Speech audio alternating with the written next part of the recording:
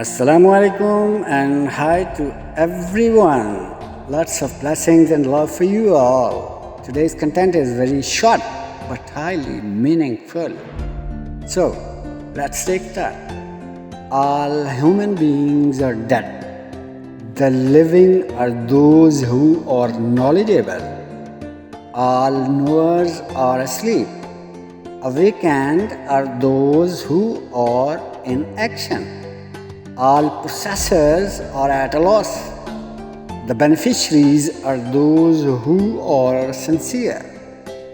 All sincerity is in danger. Successful are only those who are free from arrogance. That's a big truth of life. Yes. May Allah protect me and you all. Take care of yourselves. See you soon with any other impressive content.